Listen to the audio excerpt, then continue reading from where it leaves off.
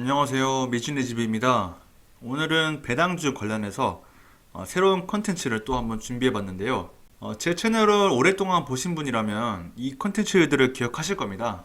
작년 9월 달에 제가 만들었던 영상들인데 하나는 배당 성향으로 보는 안정적인 배당 성장주였고 또 하나는 배당 귀족주 중에서 지금 현재, 그러니까 그 당시에 이 투자 매력이 있는 그런 배당 귀족주들을 제가 선별해서 소개를 해드렸는데 오늘은 배당 귀족이 아니라 이 배당 왕들 중에서 현 시점 제가 가지고 있는 여러 가지 투자 우선순위 스크리닝 기준을 적용했을 때 투자 매력이 있는 기업들이 어딘지를 한번 살펴보는 그런 영상을 준비했습니다. 자, 뭐 다들 아시겠지만 배당 왕일 혹시 뭔지 모르시는 분들을 위해서 간단하게 설명드리자면 배당 왕이란 영어로 디비덴드 킹이라고 하는데 50년 이상 배당을 증액해온 그런 기업들에게 부여하는 하나의 칭호입니다. 대표적으로 미국에서는 코카콜라, 3M, P&G 등이 있죠.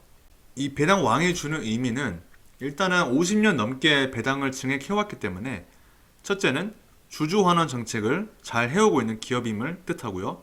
둘째는 향후에도 이렇게 배당을 안정적으로 늘려나갈 것이라는 그런 신뢰를 줄 수 있습니다.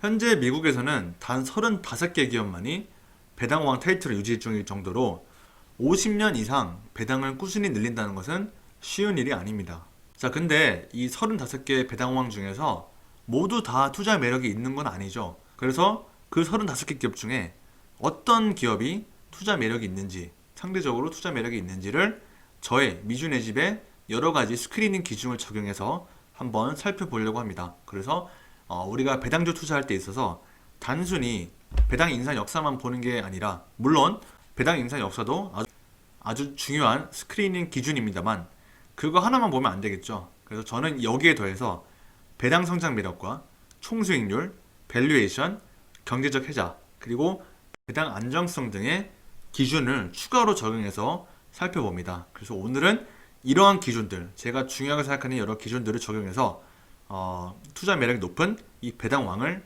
선별해 보려고 하는데요. 자, 일단은 이 스크리닝 조건은 다음과 같습니다. 일단 여기 좌측에 보시면 점수는 0점부터 5점까지 매겼고요. 첫 번째 배당 성장이죠. 배당 성장은 5년 평균 배당 성장률을 적용했습니다. 그래서 15% 이상일 경우에는 만점을 줬고 10에서 14%일 때는 4점, 7에서 9는 3점, 5에서 6은 2점, 3에서 4는 1점, 그 다음에 1에서 2는 0점 이렇게 줬습니다. 그리고 두 번째는 총 수익률인데요.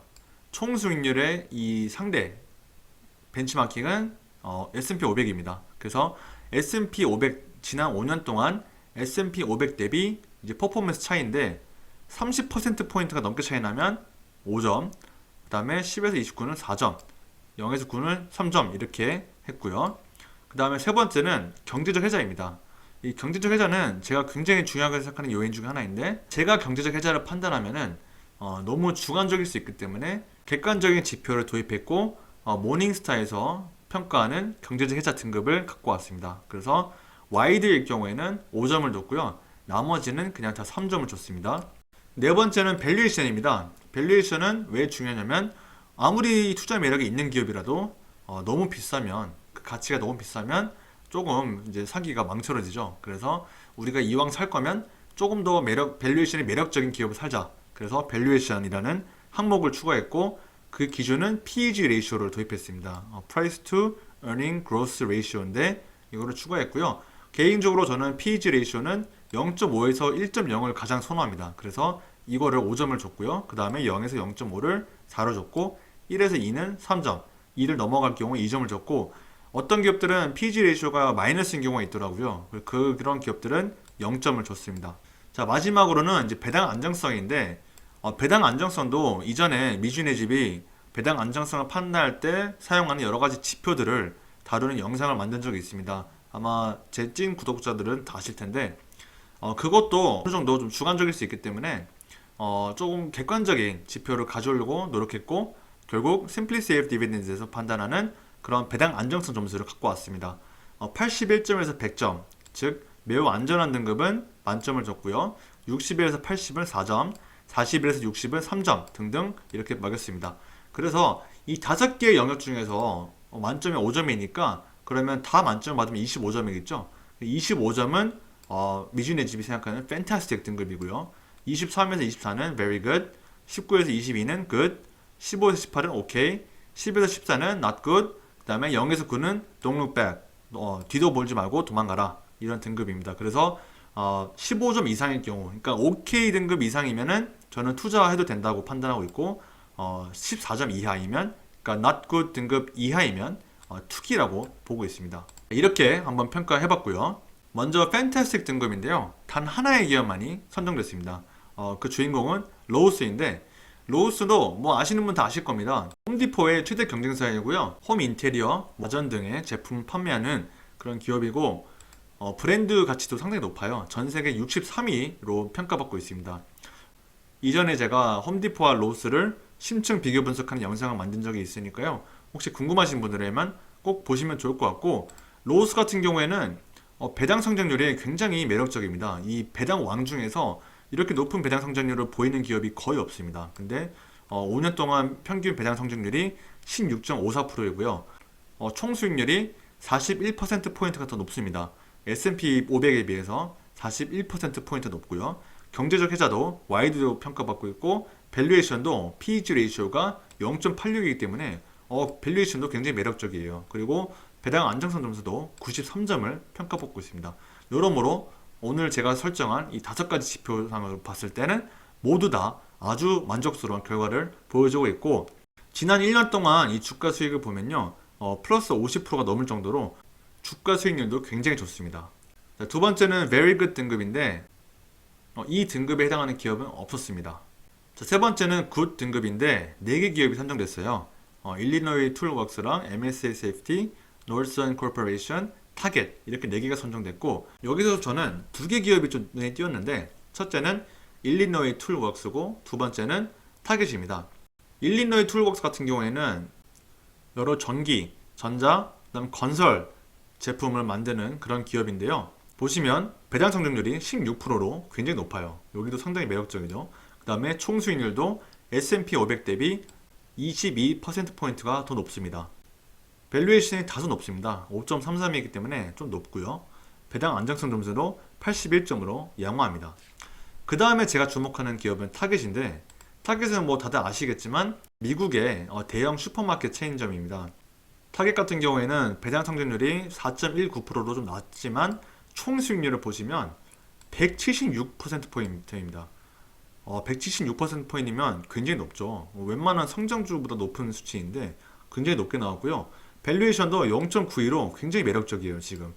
근데 이 그래프를 보시면요, 지난 5년 동안 S&P 500 대비 타겟의 총 수익률을 나타내는 그래프인데요. 보시면 굉장히 높죠. S&P 500이 지난 5년 동안 125%를 거둬들인 동안 타겟은 무려 301%를 거둬들였습니다. 굉장히 훌륭하고요. 그럼에도 불구하고 이렇게 주가가 많이 올랐음에도 불구하고 여전히 밸류에이션이 PG 레이쇼가 0.9이다. 굉장히 매력적이죠. 그래서 일리노이 툴웍스라 타겟을 좀 주목할 만하다라고 판단하고 있고, 그 다음에는 OK 등급인데요. 좀 많습니다. 이제 좀 많아질 거예요. 안 좋은 등급 갈수록 해당하는 기업들이 많아지는데, 여기서 저는 좀 2개에 주목했습니다. 첫째는 파커 헤니핀이라는 기업이고, 두 번째는 도버 코퍼레이션입니다. 파커 헤니핀 같은 경우에는 정말 여러 가지 섹터에서 제품을 만들고 있는 기업이에요. 보시면 우주항공 쪽에도 제품을 만들고 있고, 그 다음에 의료, 모터, 펌프, 그 다음에 냉동, 냉장 등 여러 가지 섹터에서 제품을 만들고 있는 그런 기업입니다. 제조업이고요. 이 기업을 보시면 배당 성장률도 7%대, 약 7%대로 굉장히 양호한 편이고, 총 수익률이 63%포인트가 더 높습니다. 훌륭하죠. 그리고 밸류에이션도 1.57로 양호합니다. 괜찮아요, 이 정도면. 그래서 이 기업은 사실 제가 처음 들어본 기업인데 좀 괜찮다는 판단이 들었습니다. 그래서 한번 공부해볼 만한 그런 기업인 것 같고, 두 번째는 도버 코퍼레이션인데, 도버 코퍼레이션도 좀 비슷합니다. 아까 살펴봤던 파커 헤니핀과 비슷한 기업인데요. 여러 가지 섹터에서 제품을 생산하고 있는 제조업입니다. 이 도버 같은 경우에는 보시면 배당 성장률이 3.5%로 좀 낮아요. 근데 총 수익률이 72%포인트로 파커 해니핀보다 더 높죠. 그리고 밸류에이션이 좀 비쌉니다. 3.95로 좀 비싸고요. 제가 생각하는 여러 기준 중에서 그래도 양호한 모습을 보여주고 있기 때문에 기회가 된다면 이 기업도 한번 공부해보면 좋을 것 같다는 생각이 들었습니다. 자, 그 다음에는 not good 등급인데 여기는 기업이 정말 많아지죠. 이제 화면이 꽉 찼습니다. 근데 여기서 제가 하나하나 다 다루지 않을 건데 우리 채널 구독자님들 뿐만 아니라 여러 미국 배당주 투자자분들이 관심 가질 만한 기업들이 많이 있습니다. 먼저 홈헬푸드가 있죠. 스팸을 만드는 그런 기업이고, 존슨앤존슨, 세계적인 헬스케어 기업이죠. 그 다음에 담배 회사인 알트리아, 생필품 회사인 프록터앤갬블, 마찬가지로 생필품 회사인 콜게이트 펄m 올리브, 그 다음에 세계적인 음료 회사죠. 코카콜라, 그리고 산업재, 대표적인 산업자 회사 3M 컴퍼니도 포함되어 있습니다. 우리가 생각하는 미국의 대표적인 배당주 기업들이 미주네 집이 생각하는 not good 등급에 포함되어 있다. 많은 분들이 좀 의아할 수 있습니다. 그래서 좀 살펴보려고 하는데, 일단 홈헬푸드 같은 경우에는 배당 성장률은 괜찮아요. 12%면 굉장히 훌륭한데 이 총 수익률이 굉장히 낮습니다. 시장 대비 굉장히 언더퍼폼하고 있고요.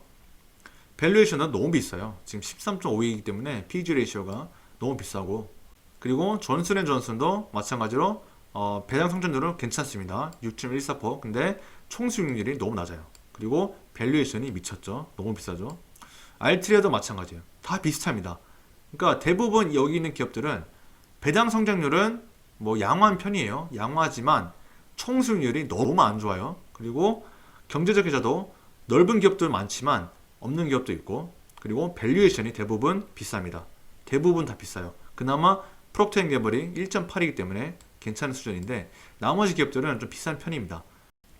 그리고 한 가지 더 눈에 띄는 거는 이 배당 안정성 점수는 다 높다는 거예요. 알트리아만 빼고 나머지는 다 70점 이상이기 때문에 다 높아요. 그래서 이러한 기업들은 어떻게 판단할 수 있냐면 대표적으로 우리가 배당 왕이라고 하면 떠오르는 그런 생각들 있잖아요. 안정적이고 성장성은 낮고 그냥 꾸준히 배당을 지급하는 그런 기업이라고 보시면 돼요. 얘네들은 배당 안정성은 정말 훌륭하고요. 안전합니다. 앞으로도 계속 배당을 할 거예요. 다만 앞서 살펴봤던 그런 기업들에 비해서 이 배당 성장 측면에서는 다소 떨어진다. 그리고 시장 대비 퍼포먼스가 너무 안 좋습니다. 그리고 밸류에이션도 현재로서는 매력적인 기업이 거의 없다. 이렇게 보시면 될 것 같습니다. 그리고 마지막 동룩 배약 등급은 4개 기업이 있는데 여기서 제가 아는 기업은 이 3개인데요. 의외였습니다. 좀 의외였는데 일단은 이 3개도 다 유명한 기업들이고 사실 이 기업에 투자하시는 분들은 꽤 있을 거예요. 제가 알기로는. 여기는 배당 안정성 점수도 좀 낮은 편이고 밸류에이션이 일단 다 마이너스예요. 정말 안 좋죠. 그리고 경제적 혜자도 다 없다고 판단되고 있고 총 수익률도 봤을 때 시장 대비 크게 언더퍼폼하고 있습니다. 그리고 배당 성장 측면도 매력이 없습니다. 제 기준에는 매력이 없어요. 그래서 오늘 이렇게 정리해봤는데 결론을 내자면 매우 매력적인 기업은 단 하나였습니다. 로우스였고, 그 다음에 매력적인 기업들은 일리노이 툴벅스랑 타겟 정도다. 그리고 오늘 살펴볼 만한 기업들, 제가 이전엔 몰랐지만 새로 알게 됐고 한번 공부해볼 만한 기업들은 파커 해니핀과 도버, 이 2개가 있고요. 오늘 제가 이렇게 정리한 거는 저의 개인적인 스크리닝 기준과 의견일 뿐이고요. 스크리닝 기준에 따라서 투자 매력은 충분히 바뀔 수 있습니다. 그래서 구독자 여러분들도 본인만의 또는 스크리닝 기준을 적용해서 한번 공부해 보시면 좋을 것 같습니다. 자, 오늘 내용이 도움 되셨다면 구독과 좋아요 부탁드리고요. 의견이나 피드백은 언제든지 댓글로 환영합니다. 감사합니다.